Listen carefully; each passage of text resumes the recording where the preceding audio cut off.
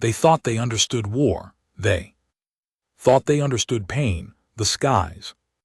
Over Karen 9 turned black with ash the moment our dropships punched through the atmosphere. The enemy called it a paradise world, lush valleys glittering, blue rivers, twin suns warming there, silver cities. It was everything Earth used to be before the wars, before the ice, before we became what we are now. I didn't look out the viewport, I just checked my pulse rifle one last time and locked eyes with Vargas. He didn't speak, none of us did. We were taught that silence was sacred. On Earth, silence meant death, silence meant survival. They weren't ready for us. The Zernans were beautiful creatures, tall and glassy-eyed, skin like marble, and voices like music. But beauty don't mean an NBSP when you're getting gutted by a man who grew up fighting dogs for meat. In the ruins of old Detroit, Command dropped us in Zone Delta, the agricultural grid, 12 km of grain fields and high towers, no enemy fire, not yet.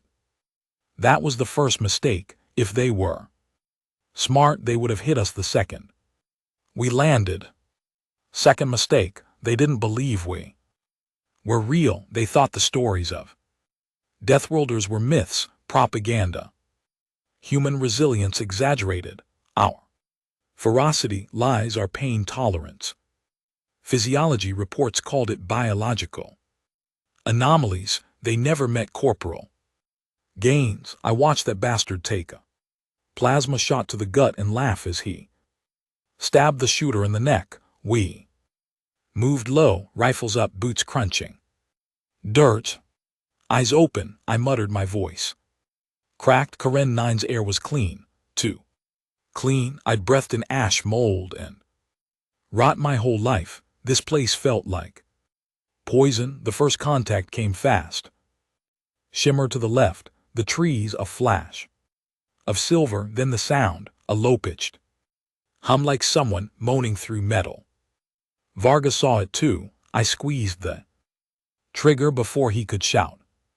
The Zernan scout's head exploded in a mist of teal blood. That was when the world woke up. From the trees, from the rivers, from the skies they came. Their armor was iridescent like beetles. They moved fast, quiet like ghosts with wings, but we weren't children playing war in VR pods. We were humans raised on ruin, forged in fire. I dove into cover behind a crumbling irrigation tower. Plasma scorched the air inches from my face. Zone Delta is hot. I barked into comms. Repeat, enemy engaged, full force. Send. In armor. Negative. Command responded coldly. Hold ground. Observe. Expendable. Of course we were. That's the third mistake they made, thinking we care about being expendable. Vargas screamed from behind a grain silo. I turned in time to see him wrestling with one of them, not a soldier, a drone, flesh wrapped in tech weaponry. He wasn't screaming because he was scared. He was screaming because he was enjoying it. I saw the glint in his eyes as he rammed his combat knife through its jaw and tore it open like a rotten bag of meat. This is who we are. Monsters, they say, savages, killers. From a world that should have killed us. First, they're not wrong. We didn't come here to negotiate. We didn't come here to liberate. We came because they threatened Earth. Because they pointed their clean little weapons at our dying world and said, submit. They didn't understand what that word means to us. Earth didn't raise diplomats, it raised survivors, raised men who watched their mothers starve and their brothers get torn apart by radiation storms, raised women who gave birth under collapsed skyscrapers and taught their children how to hold a Rifle before they could spell their names. You want to fight humans, you fight us. The monsters of the Deathworld. The ground shook as something big landed. Behind me, heavy, too heavy. I turned slow, pulse rifle up. It wasn't one of theirs, it was ours. Gaines stepped off the drop pod. Have. His face burned off, still chewing on something that looked like jerky. His eyes locked on mine, ready for hell, he asked, voice rough as gravel. I nodded. Always was. We turned toward the horizon, where fire lit the silver towers. War had begun, and the galaxy was about to learn what a mistake that was. Gaines and I moved like phantoms through the burning crops, smoke wrapping around our shoulders like it was born for us. The Zernans never designed for close quarters. Their weapons pulsed and shimmered, elegant like everything they built. But elegance doesn't mean an NBSP and NBSP when you're 3 feet from a human dragging barbed wire across your throat. Left ridge, Gaines grunted, voice low. He dropped to one knee, pulse gun spinning into a charged hum. I scanned. Thermal picked up. 5, maybe 6. Could have been drones, could have been. They're frontline bastards with bone-thin limbs and faces too clean to have ever seen a real war. Didn't matter. I snapped my scope out, tracked the shimmer, then squeezed. One shot center mass. Teal blood sprayed the wheat stalks like paint. 3 others didn't even have time to react. Gaines already charged. He wasn't fast, he wasn't agile, he was just brutal. He ran like a freight train, gun in one hand, broken combat axe in the other. The first drone raised its arm to fire. Gaines took it off at the elbow. Second got its chest stomped in. The third tried to flee. I didn't let it. By the time I caught up, it was already over. Bodies scattered and broken heaps. Gaines stood still, blood dripping from his left hand, breathing steady. You're leaking, I said. Not mine, he muttered, then walked past. We regrouped with the others in what used to be a storage outpost. It was half collapsed from a rail strike, probably ours, but the roof held and the walls were thick enough to block comm jammers. About 20 of us there. Most were silent. Some were patching wounds, some were staring blankly at the ground. We didn't need a speech, we didn't do pep talks. Sarge was there, he looked like hell. Half his squad was gone. Sitrep, he barked when we entered. Delta Ridge is clear. Push through 3 clusters. No civies, no prisoners, he grunted.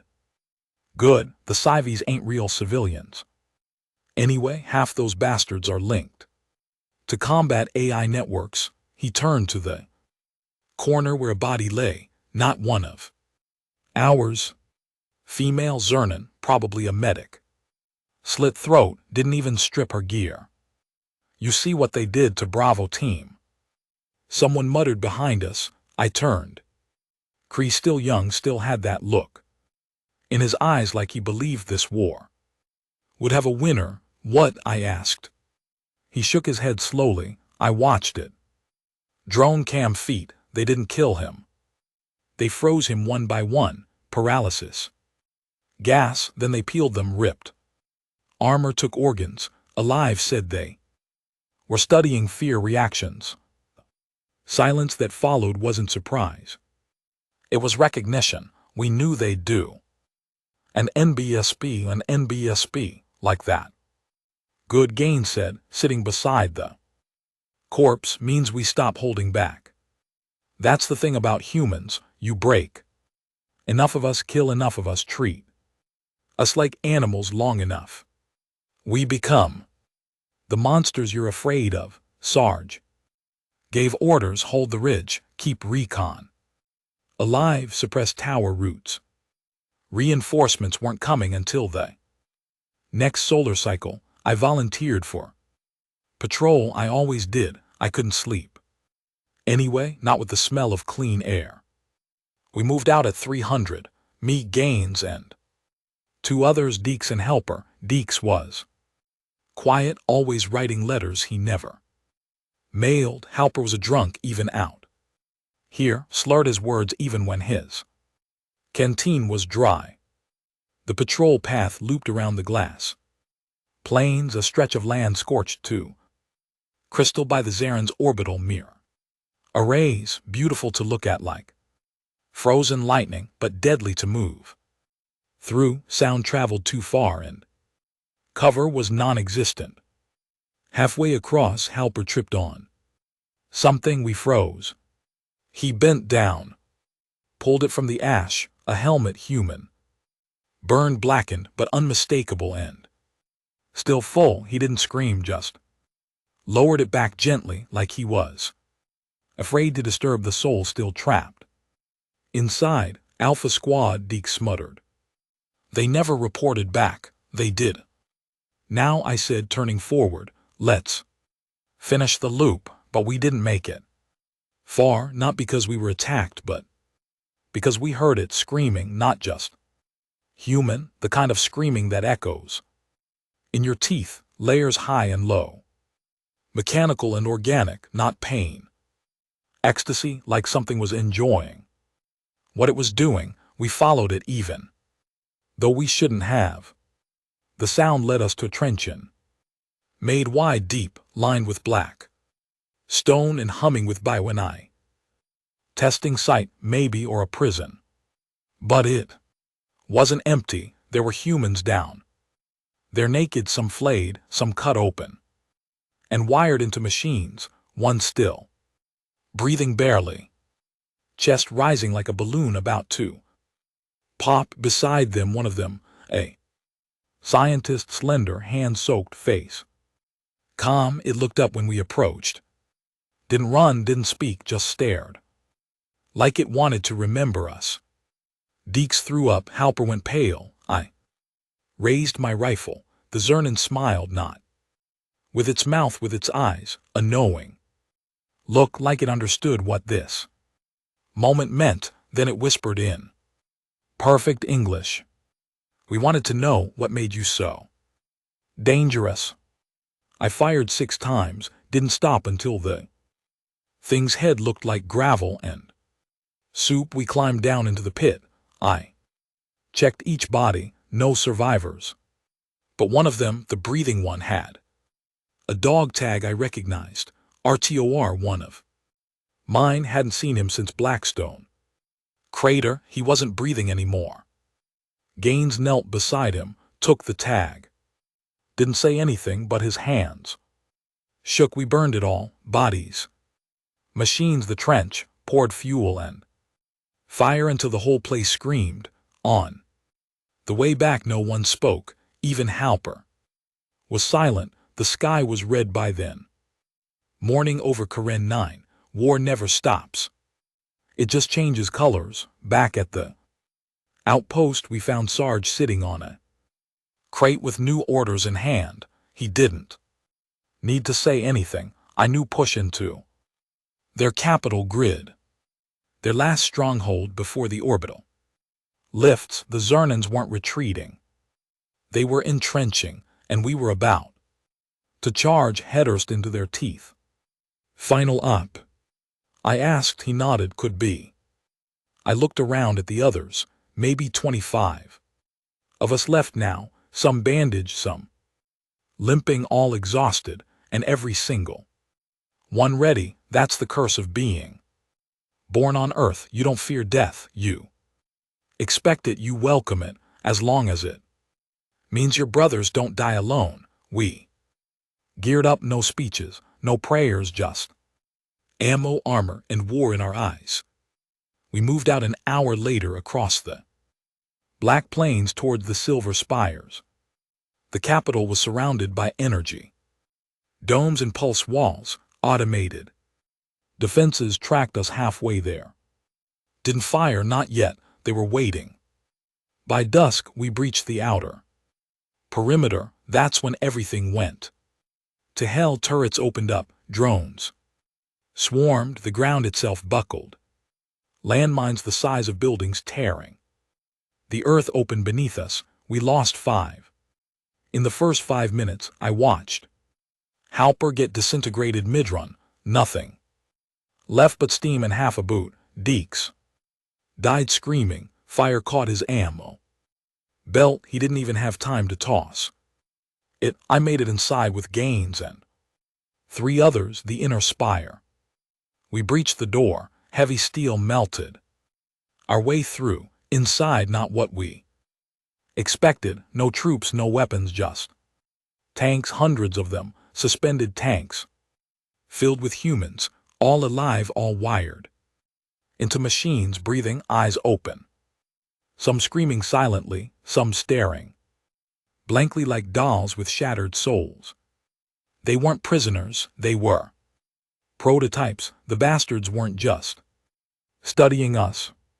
They were cloning us, mixing human DNA with their own, making hybrids, soldiers, killers, half-human monsters with too many eyes and not enough conscience.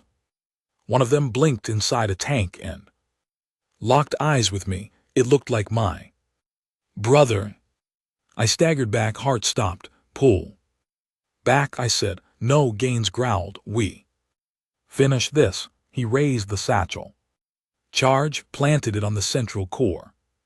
We give them back their own medicine. I hesitated. One of the clones pressed its face against the glass. Its lips moved.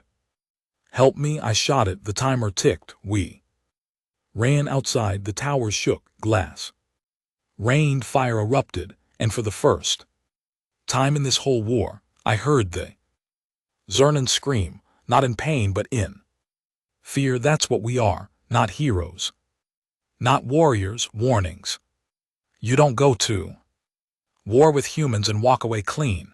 You don't touch Earth and think we'll forget. You don't stare into the abyss of a death world and expect it to smile. You face the monsters, and we never stop coming. We didn't sleep after the blast.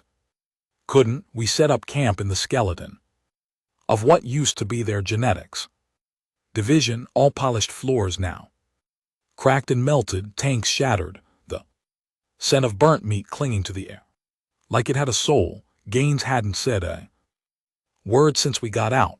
The man who used to laugh while gutting drones, who used to chew on dried rat jerky mid-fear like he had nothing left to fear, now sat cross-legged in a corner, arms covered in blood, his eyes hollow.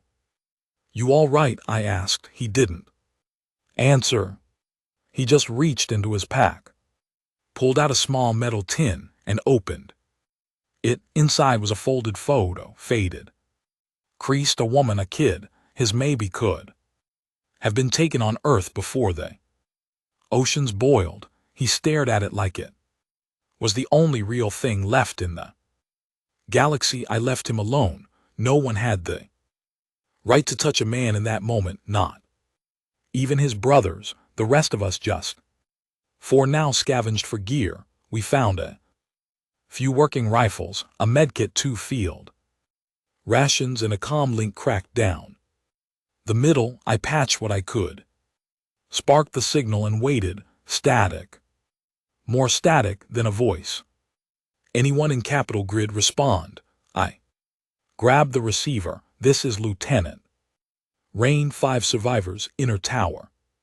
Spires gone. A pause, then copy that. Reinforcements en route. 12-hour ETA. Hold position. Do not engage further.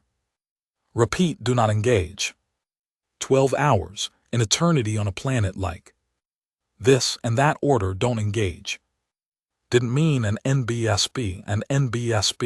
They came for us 4 hours later. Not drones, not soldiers.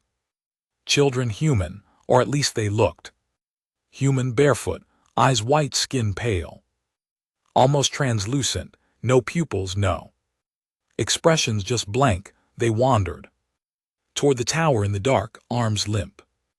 At their sides, heads tilted at unnatural angles. The youngest couldn't have been older than 6, Deke still, limping from the last assault, raised his rifle and aimed. "Don't," I said. "They're baked," he whispered. I nodded. And that's when the walls exploded, not from the outside, from within. The enemy had tunneled under us.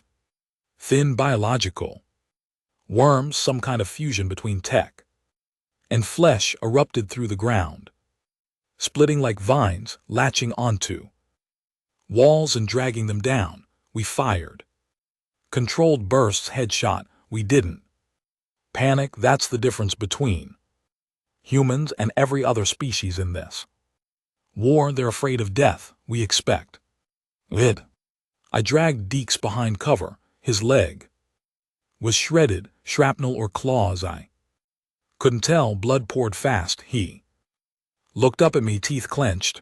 "Don't waste it," he said, nodding at the medkit. I ignored him, popped it open, injected the stabilizer into his thigh.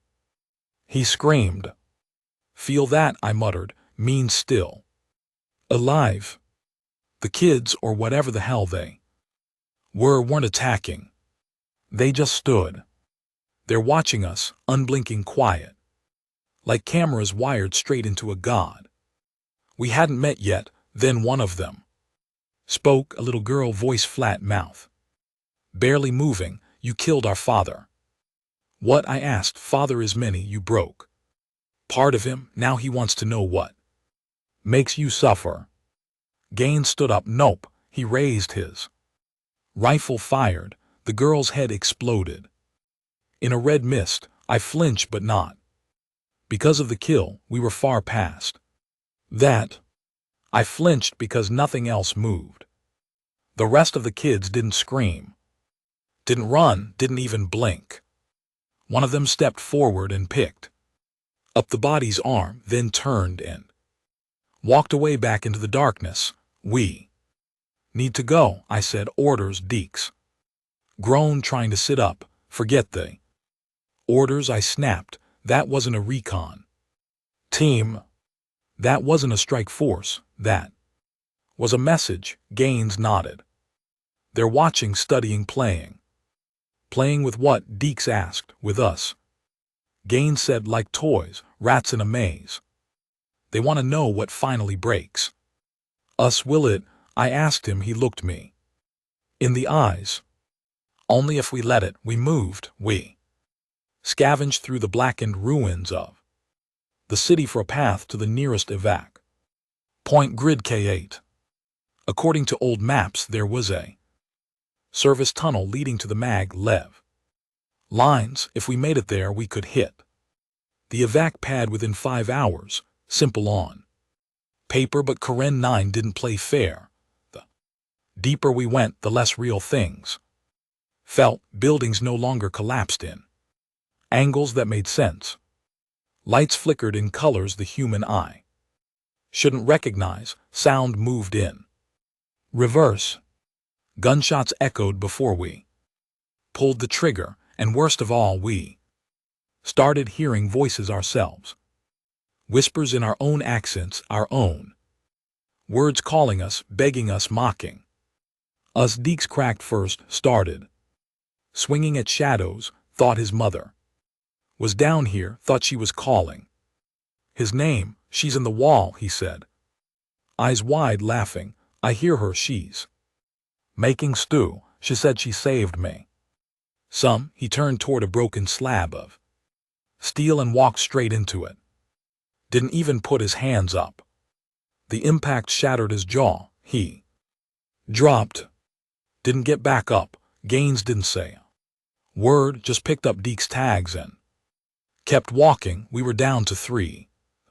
Tunnel came into view an hour later, hidden behind collapsed transit lines and bodies stacked in symmetrical patterns.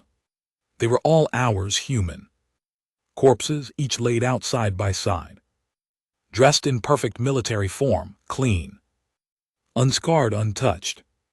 Except their eyes, every single one had their eyelids removed, wide open, forced to watch. I don't think these are the ones we lost, I muttered. Their versions, Gaines said. Copies, echoes. Psychological war. Why? To slow us down. Is it working? Gaines didn't answer. He just pushed the gate open and stepped inside. The service tunnel was dark, wet, dripping, not with water, with oil or blood. It was hard to tell anymore. I checked my chrono. 2 hours until evac. That's when the alarm started, not hours. There's the walls lit up in red, pulsing with a heartbeat that wasn't mechanical. It was alive. The tunnel shook. The lights flickered. Then I saw it. Him. Not a drone, not a soldier, a construct. 13 ft tall, woven of flesh and alloy. Human limbs, dozens of them stitched into its arms like armor, a head made from skulls, a spine made from rail gun parts, and a face, a human face, mine. It stepped forward, voice crackling through torn vocal cords. You are what breaks humanity. Gaines raised his weapon. The construct moved too fast. Gaines fired 3 rounds, all center mass, all bounced off. The thing backhanded him into the wall. I screamed and charged, not because I thought I could win, because there was nothing else left. My rifle jammed mid-sprint. I didn't stop. I drew my blade, short, jagged, old, carved from scrap back on Earth by my father before he died, coughing blood in the mines. I slammed into the thing's gut and drove the blade upward. It didn't roar, didn't flinch. It looked down at me and smiled with my own mouth. Then it whispered, "Thank you." A pulse of pain shot through my skull. Electricity, memory, invasion. I saw flashes, Earth burning, my squad dying, my mother screaming, my hands holding a trigger, my voice yelling orders, my sins, all of them played back to me. I dropped, writhing, vomiting. Then gunfire, loud, close, direct. Gaines, the bastard, was still alive. He fired until the rifle clicked dry. Then he pulled the pin on his last grenade and leapt at the monster, dragging it back into the tunnel. I heard his last words as the explosion tore through the corridor. Die knowing you never broke me. I crawled out hours later, alone, bleeding, half blind, one leg useless but breathing. The evac shuttle spotted my beacon and descended. Like a ghost, they pulled me aboard. Medics shouted. I blacked out. I woke up days later. Sterile bed, clean air, cold sheets. Earth was on the screen, blue, still spinning. You're the only survivor, the nurse told me. I didn't respond. What could I say? I saw monsters. I became one. I lost brothers, lost pieces of my soul, and watched the worst parts of humanity be used as weapons. But we won, didn't we? They called the operation a success, said the Zernan capital collapsed, said the hybrids were terminated, said the war was turning. But I knew better. They learned from us, copied us, and in doing so they understood us. Now they won't just fight us. They'll become us, and the galaxy's not ready for that, because the only thing worse than monsters from a death world is a galaxy full of humans that forgot what it means to be afraid. They gave me a medal I didn't ask for, called me hero of Karen 9, put my face on a wall somewhere in the United Terran Hall of Valor, said my actions saved over 1,200 lives by crippling the Zernan capital. They even held a ceremony. Generals in black coats, speeches full of words like valor, sacrifice, honor. I stood still during it all, smiled when the cameras rolled, shook hands, saluted. But inside I was still crawling through That black tunnel, still hearing the pulse of the monster that wore my face. Still watching Gaines disappear into fire. Earth felt like a museum, too clean, too quiet. The kind of place that forgets its ghosts the moment the screaming stops. The cities were rebuilt since the old wars, skyscrapers again, trains that floated, markets full of food you didn't have to kill to eat. People laughed. Here children played. But they didn't know what it cost to keep this world spinning. Didn't know what we brought back with us. The nightmares started on the third night, not dreams, memory reruns, but warped, the Zernan hybrid, the construct. With my face wasn't just in the memory. He spoke, called me by name, told me what I was going to do before I did it. Sometimes I saw Deke still walking toward that wall, mouth mumbling soup recipes while blood poured from his mouth. Other nights it was Gaines burning, laughing, hugging that thing with all its teeth. Worst were the ones where I wasn't me, I was them. Standing in the lab, watching humans scream through glass, taking notes, experimenting, slicing, and I was smiling. I asked the medics for neural blockers. They denied it, said I needed to process the trauma naturally.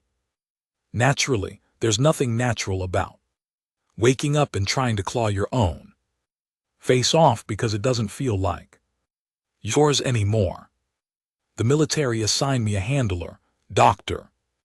Vin, civilian but sharp, always wore suits without a single wrinkle, hands too smooth for someone working in trauma. Response: I didn't trust him. No soldier does. They put us in a room once a week. White walls, glass of water, camera in the corner. He always started the same way. How are you feeling today, Lieutenant? And I always gave him the same answer. Still breathing. He'd nod, tap his pen, smile. Like that meant I was healing. Then he'd start asking the real questions. Did the construct speak in full sentences? Yes. Did it show signs of empathy? Any emotional variance? No. Did it seem aware of your identity, your past? I looked him in the eye. It was me. He paused, scribbled something. Then, do you believe the construct retained part of your consciousness? I don't believe. I know. Another pause. Why do you say that? Because it remembered things I never said out loud, places I never logged, people I never told anyone about. I leaned forward. It knew about my brother, the one who died in the refinery collapse. It quoted his last words. Vaughn didn't respond, just scribbled more. That's when I realized this wasn't therapy, it was extraction. They weren't helping me, they were learning through me, same way the Zernans did. 2 weeks after the debrief, they transferred me to a recovery unit in New Santiago, an underground facility where broken soldiers go to disappear. But this place, it wasn't what I expected. No screaming, no blood, just silence and mirrors.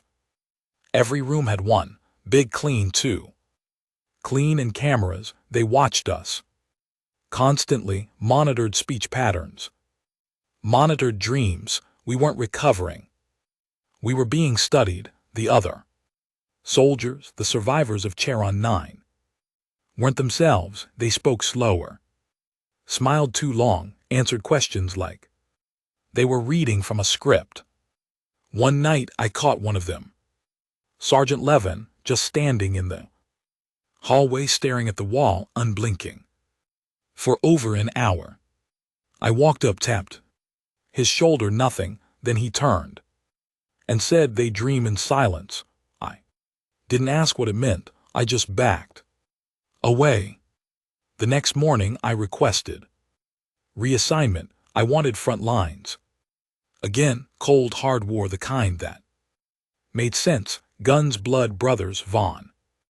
Denied it, said I wasn't cleared. I told him if he didn't sign the transfer, I'd break his jaw and go anyway. He smiled. Lieutenant, we didn't keep you here because you're unstable. We kept you here because you're changing. I blinked. What? He leaned forward, voice low. There's a piece of it still inside you. The hybrid, the construct. We think the connection wasn't entirely physical. You shared something, data, signal. Consciousness. I stood. You're lying. He didn't flinch. We monitored your neural patterns, your dreams, the construct's behavior. Mirrored yours too closely. We believe you were linked temporarily, but perhaps not entirely severed. I walked out before I could choke him. That night I cut the tracker from my arm, packed what I could, and I ran. Through tunnels, service hatches, back alleys. It wasn't hard. I knew the layouts, trained in escape and evasion. Since I was 16, every soldier from the Deathworlds had to be. We didn't trust safe zones, never did. I vanished into the lower tiers of New Santiago, the Undercity, the place, the clean world. Forgot down here the air was thick with rust and poverty. Pipes hissed like dying lungs. Old walls still bore scars from the famine riots 20 years ago. Men traded meat for bullets. Kids ran messages for scraps. This felt real. This felt right. I found a room above an old weapons factory, paid in old war metals. No one remembered and stayed quiet, watched, listened. And that's when I found them. Others, not survivors, not soldiers. Clones, Zernian hybrids, living in plain sight, not violent, not monstrous. Human, working, shopping, raising families, except for the eyes, always. The eyes, too perfect, too calm. They didn't blink right. One night I followed one into the water district. Woman, blonde, civilian clothes. Mid-30s, but her gait was wrong. Every step measured like a program was adjusting as she moved. I cornered her behind an old coolant tower, drew my blade. Who made you? I asked. She didn't resist, just tilted her head and smiled. You did. I pressed the blade closer. What's your objective? To learn from who?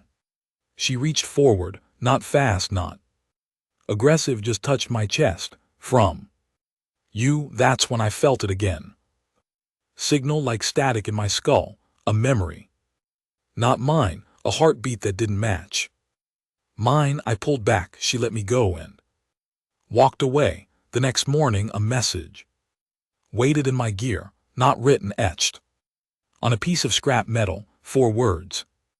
You are the seed. I didn't sleep that night, didn't eat the next day. I just stared into the mirror, watched my own face for hours, waiting for it to change. That's when I understood. We didn't win, Karen. 9. We gave them what they wanted, a sample, a signal, a mind to echo. They're not invading Earth with ships. They're already here, wearing our faces, living our lives, and waiting for the moment we forget what they are. I still wear the uniform, still walk like a soldier, still carry the blade my father made. But I don't take orders anymore, not from command, not from Vaughn, and not from the thing that lives in my head and whispers to me in my brother's voice. Now I hunt in the Undercity, in the silence, for the hybrids, for the copies, for the mistakes I helped unleash, because maybe that's all I have left. Not redemption, not survival, just the chance to kill what we were never supposed to become. The Undercity was always dying, not fast, not clean, just a slow, infected rot that never stopped spreading. Down here the air tasted like blood and mold. Lights flickered like they were Tired of trying, whole blocks hadn't seen sun in years. Everything dripped, everything groaned. Even the walls looked like they wanted to give up. It felt like home. I made camp inside an abandoned comms relay. Deep in Sector K-21, metal door no windows, cables like dead snakes hanging from the ceiling. It smelled like engine oil and sweat, which was perfect because hybrids hated strong smells, too sensitive, too perfect. I'd been down here 3 weeks tracking them, watching, and every day I saw more of them. They were getting bolder. Hybrids dressed like street workers, medics, sanitation crews, even guards, blending in, speaking the language, smiling the smiles. Help, I even saw one praying at a corner shrine with a bunch of ex-military zealots. And nobody noticed, nobody cared. The surface lived in a fantasy. Peace had been declared. The war was over. A new trade route was opening between Earth and the spiral. Colonies, media spun stories of human progress and reconciliation efforts with former Zernan factions. They had no idea the enemy was walking their streets in their own skin, but I did, and I was going to rip every last one of them out. I started with the medic, male, mid-40s. Appearance, clean uniform, posted at an undersized triage center that nobody funded anymore. He looked human, talked human, even smelled human, but he blinked too slowly, and he never sweated, not once. I watched him for 2 nights, saw him treat a stab wound real gentle, like, told the patient he was going to be fine, held his hand, smiled. Then later that same night I watched him walk into a sealed subbay, pull a corpse from cold storage, and carve out its spine with surgical precision. No hesitation, no expression.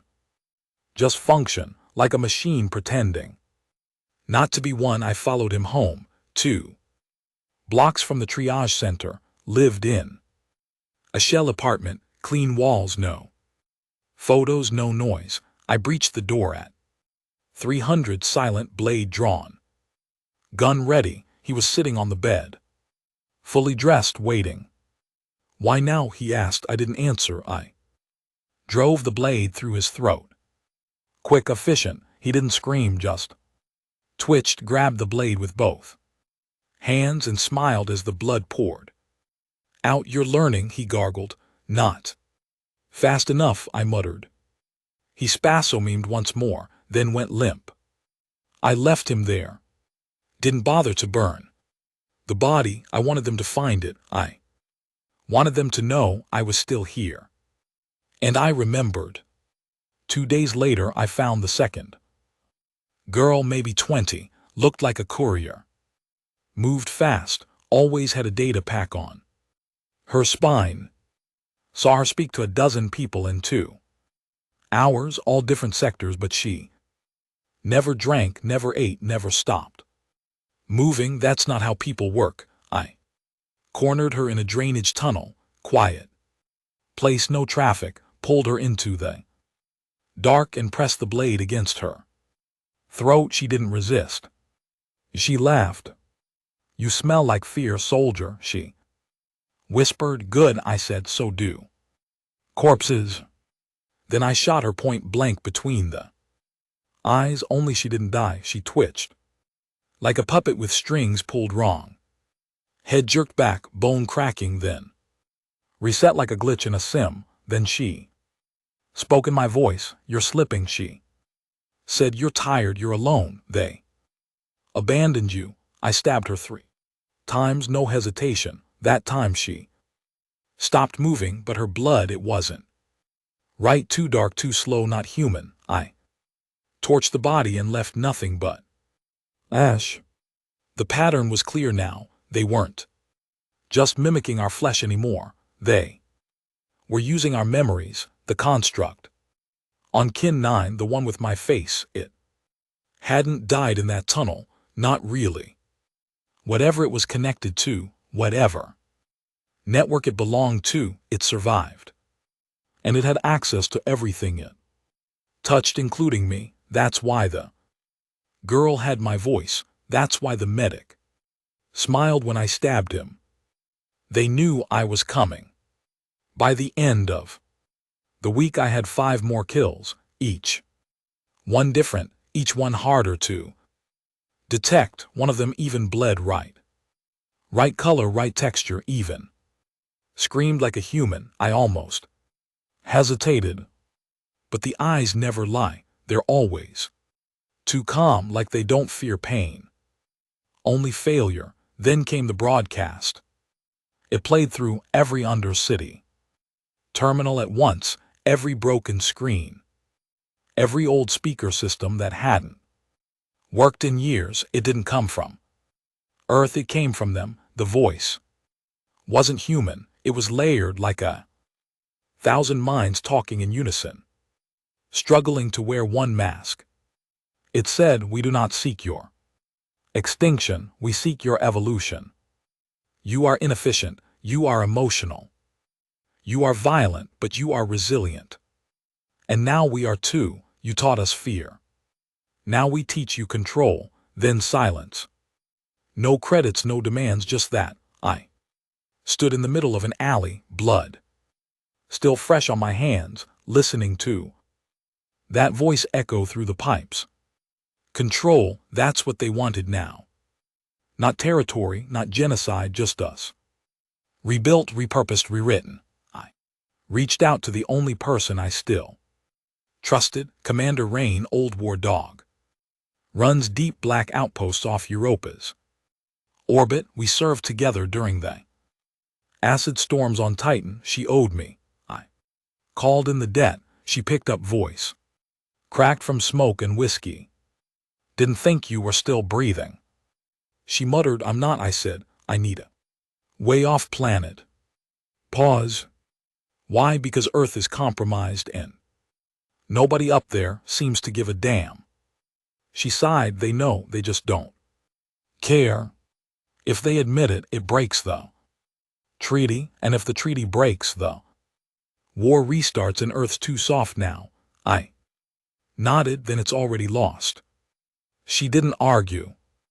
"You want extraction?" "Yes." "Where?" I gave her the old marker, Silo ZB-17, 3 clicks out past the power ducts.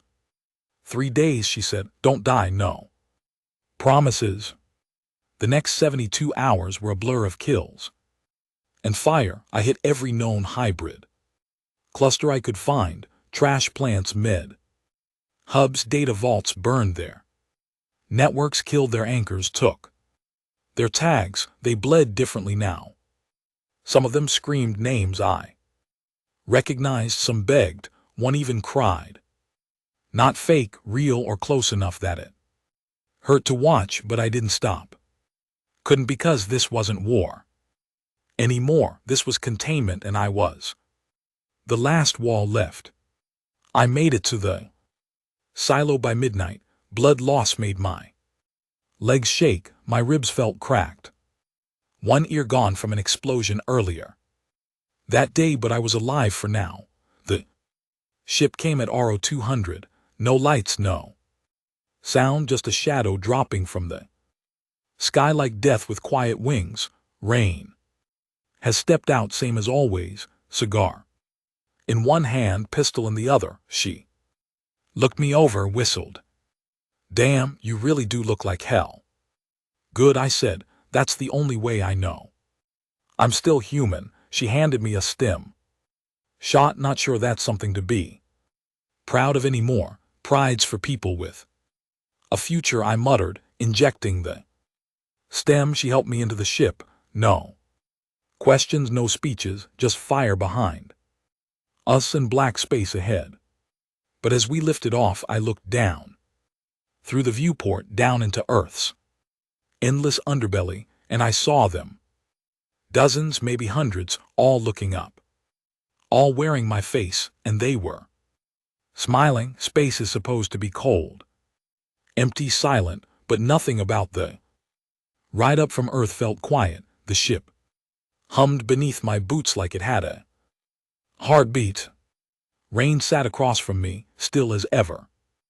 Arms crossed, cigar long gone but jaw clenched like she was chewing concrete. Neither of us spoke for the first hour. That's just how old soldiers are. Words get in the way when everything else is already too loud in your head. I stared out the porthole. Earth looked smaller now, fragile like a lie that had been told too many times and was finally breaking apart. "You sure you're clean?" Rain finally asked. I didn't answer. She narrowed her eyes. "I mean it. No implants, no spores, no deep-seated signal tags. We've had 3 jump ships compromised. This month they were. I know what they were." I cut in. "And if I wasn't clean, you'd already be dead," she smirked. "Fair."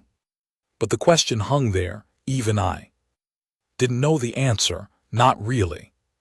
Because what if that thing from Karen 9 hadn't just mimicked me? What if part of it was still inside me? We docked at Outpost DRA, one of the last deep black stations in Sol orbit. Not tied to the central network, it floated like a rusted coffin above Neptune, engines cold, comms encrypted.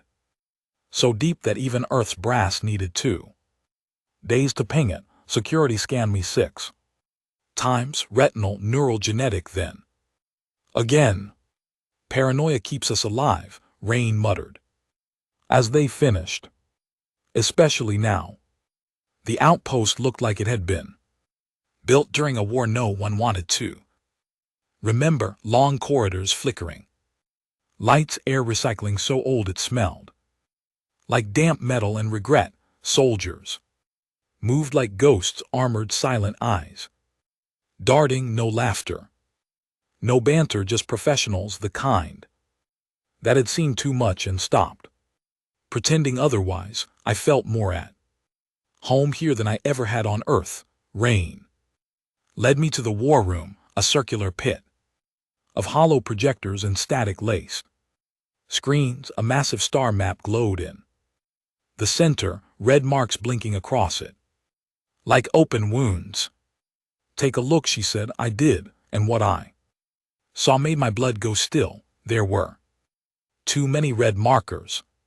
Not just Earth, not just Karen 9 stations, colonies, relay points, mining rigs, all gone. Dark. "Spread started 6 months ago," Rain said, voice low. "First signs were behavioral breakdowns, crews acting strange, refusing orders, then silence, total blackout." She pointed to the far edge of the map. "Last ping from Theta Dominus near the outer spiral, full crew, civilian transport, 37 souls, good people, doctors, teachers, no combat personnel." "What happened?" I asked. She pulled up security clip. No sound, just visuals. The clip showed a woman walking down a hallway, civilian clothes, calm. Then she stopped, her head turned completely around, vertebrae cracking, skin twisting like rope. She smiled. Then every single light in the corridor died at once. Clip ended. Raina looked at me. "This ain't a war anymore, it's a damn infection." Later that night, I sat alone in a crew berth the size of a coffin, staring at the ceiling while trying not to let my thoughts eat me alive. They were winning. Not through numbers, not through firepower, through replication, corruption, understanding. We thought we were fighting a species, but we were fighting a process, a mirror, and the more it learned about us, the more it became us. I got called to the medbay next day, routine check. They said I didn't trust it, not after what I saw, but I went. The medic was old school, gray beard, cybernetic hand, eyes like cracked glass. Name was 10. "You're the guy from Sharon," he muttered, scanning my vitals. "That's What they say, he grunted. Lot of ghosts on that planet. I didn't reply. He ran the usual tests. Reflex blood.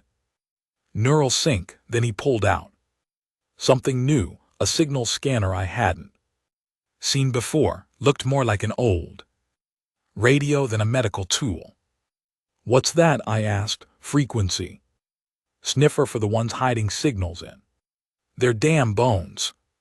He pressed it against my spine. Device hissed, then clicked. His face palled. What is it? He swallowed. There's a pulse. My mouth dried. What kind of pulse? Not normal, not human. Real faint. Could be residue, could be a live signal. I finished. He looked at me, didn't nod, didn't deny. Just looked, and in that moment I felt it again, the hiss in my skull, soft, like a whisper that hadn't spoken yet. I didn't report it. I didn't let them see fear on my face. Because if they knew, if they even suspected, they'd space me before sunrise, and maybe they'd be right too. Later, rain found me in the maintenance decks where the noise was loud enough to drown thoughts. She tossed me a chip. New orders, she said. Since when do I take orders? Again, since you're still breathing. I slotted the chip. It displayed coordinates: deep black zone. Beyond Mars, an asteroid belt that hadn't mattered in years. What's there? Signal faint, recurring. Pattern matches the Zernan hybrid. Frequency you fried on Karen. Why me? She lit a cigar. Because you've heard it before, and you might be the only one who can hear it again. I looked her dead in the eye. And if it's not a signal, then we nuke the belt and pray whatever's buried out there doesn't crawl out. I took the mission, had to. Because even if that thing in me was still alive, even if part of me was compromised, I needed to know. I needed to see. I needed to face whatever came next. They gave me a small recon craft. No crew, just me. No one else wanted to be close. Smart. I launched from Derek Station at 400 hours. The black around me was endless, comforting, like a coffin I could steer. The further I got from Earth, the quieter the whispers became. The signal faded. That terrified me more than anything, because it meant I was linked, and distance mattered. It meant I was still part of whatever network they built, even if I didn't understand it yet. When I reached the belt, the ship's sensors started glitching. Data loops, feedback, lights dimmed, then pulsed in. Rhythm. Same beat, same frequency, same pulse. I'd felt in my spine. The asteroid they flagged wasn't big. No colonies, no surface structures, but buried inside was a signal core. Old tech, partly Zernan, partly human, not salvaged. Grown, I landed, walked in through narrow fissure that spiraled down like a throat. It was warm inside, wrong kind of warm. I followed the beat, and then I saw it, a chamber, walls covered in biomass, wires pulsing like veins. At the center, a chair. No, not a chair. Throne, and on it me, or something that used to be me. Same face, same scars. Eyes black, smile slow. I wondered when you'd come, it said. I raised my weapon. It didn't move. You don't belong here, I said. It tilted its head. But you do.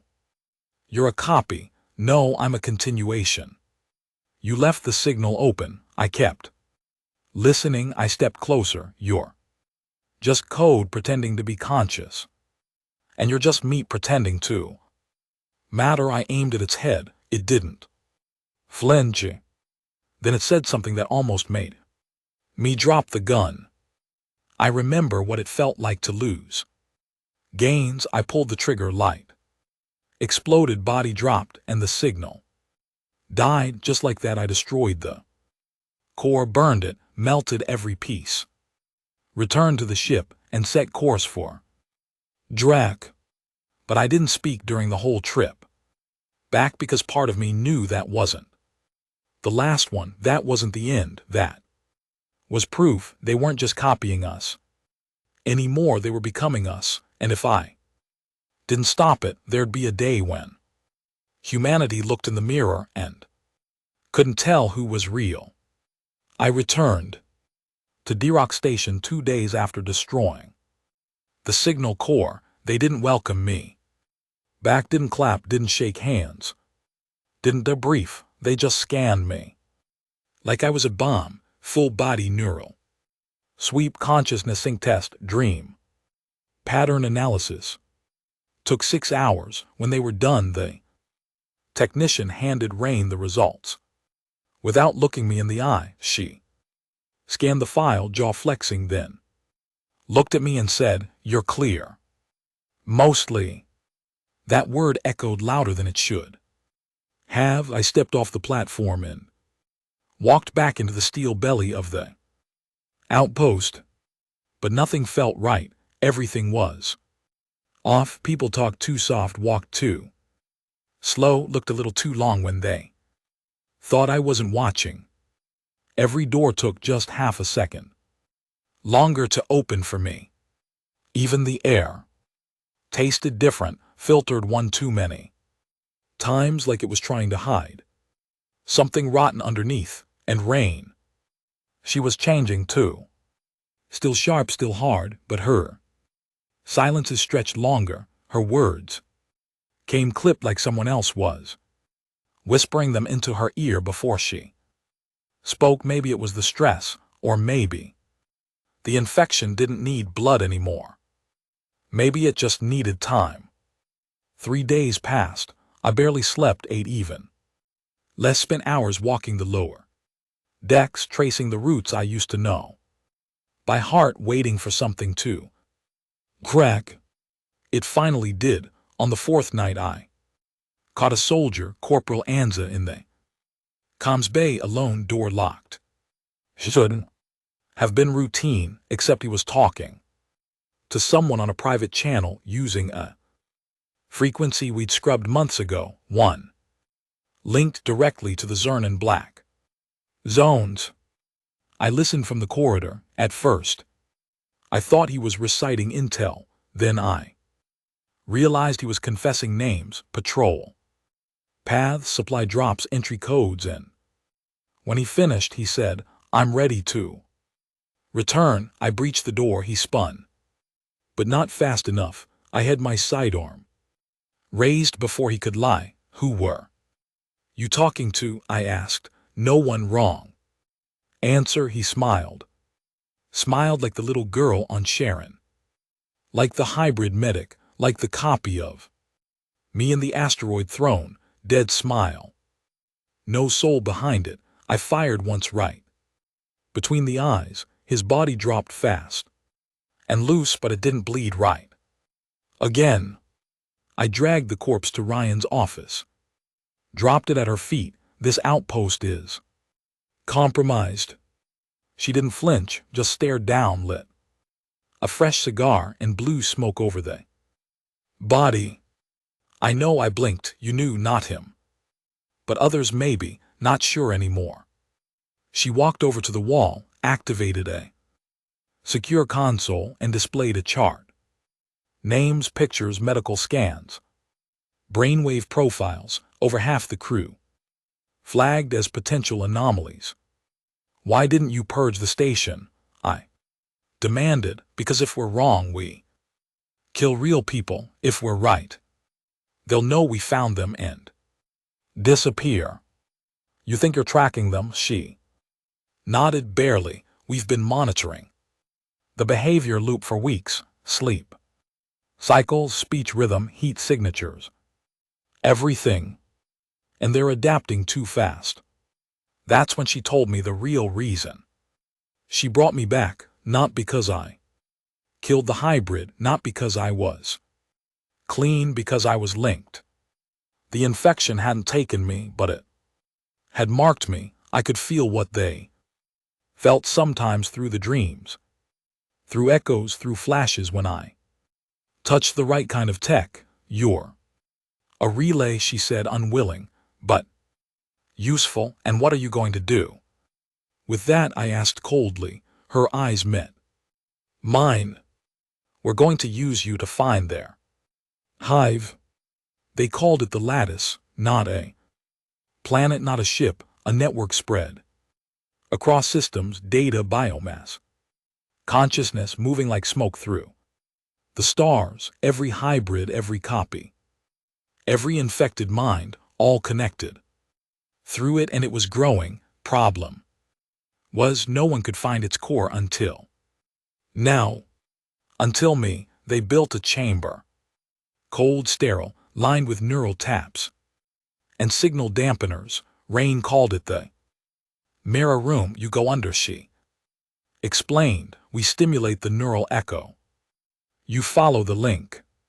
And if I don't come back, she stared me down, then we kill everything in the station and burn it black. I smiled bitterly. Nice to know I'm still plan A.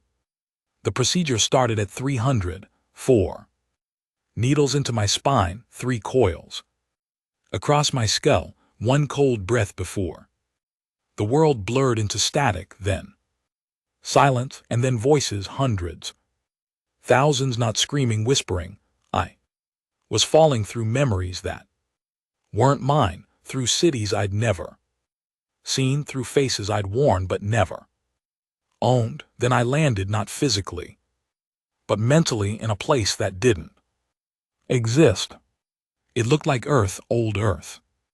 Crumbling towers, gray sky, wine that tasted like rust but too clean, too symmetrical, like someone remembering Earth, not living it. I walked, no footsteps, no birds, just echoes. Then they appeared, not one, not many, all of them, every person I'd ever killed. Gaines, Deeks, the girl in the tunnel, the hybrid copy of me. They stood in a circle around me, silent, waiting. Then the version of me stepped forward. This is your lattice, he said, not ours. You built it, every death, every doubt, every decision. I shook my head. No. This is your corruption. You stole from us, he smiled. No, we learned from you. That's what you taught us. Pain is data, death is code, emotion is the firmware of evolution.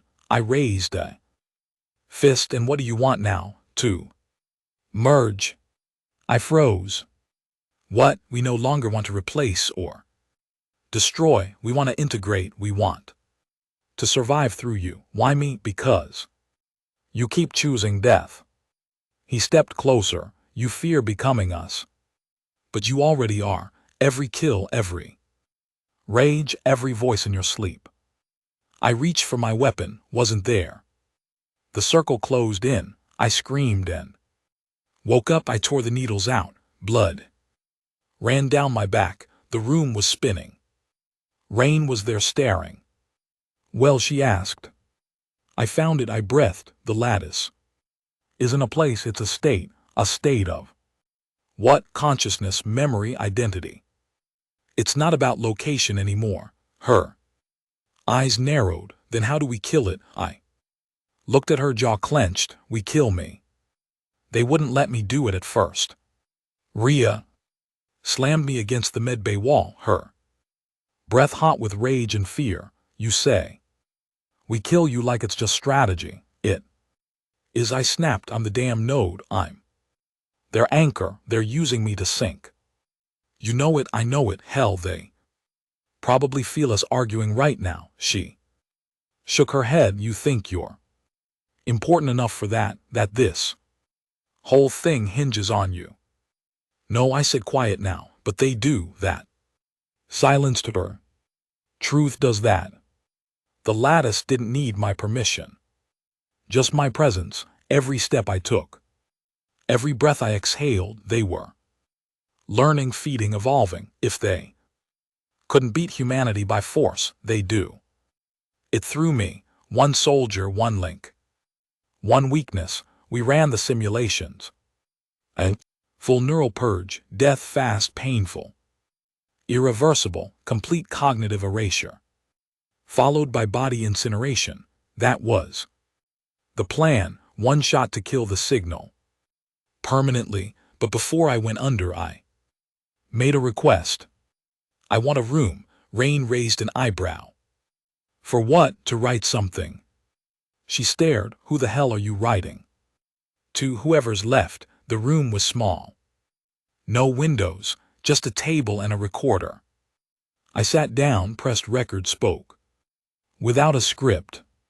My name's Lieutenant Rain, Earthborn. Deathworld survivor, and maybe the last. Real human in this war.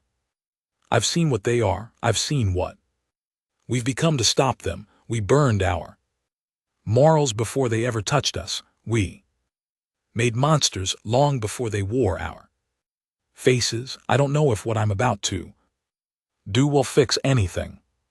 Maybe it won't. Maybe the lattice will just find someone else to use, someone worse. But I have to try. Not because I'm a hero, because I'm guilty. Gaines, Deeks, Halper, even the hybrid girl in the tunnel, all the blood I've spilled, all the souls I've lost, they scream in my dreams. Maybe this is me finally answering. I hope if anyone finds this, you remember one thing. Hearts break, but monsters we build. Those, and we can choose to stop. The final room was ice cold, steel. Restraints, biolink cables, death programmed into the floor. The text didn't speak. They didn't look at me like a man anymore, just a problem they were about to delete. Rain stayed behind. The glass didn't blink, didn't look away. Ready, she asked. I nodded. One last breath. Do it. The world collapsed. Not with light, but with silence. No pain, just absence. Then fire, not real fire, memory fire.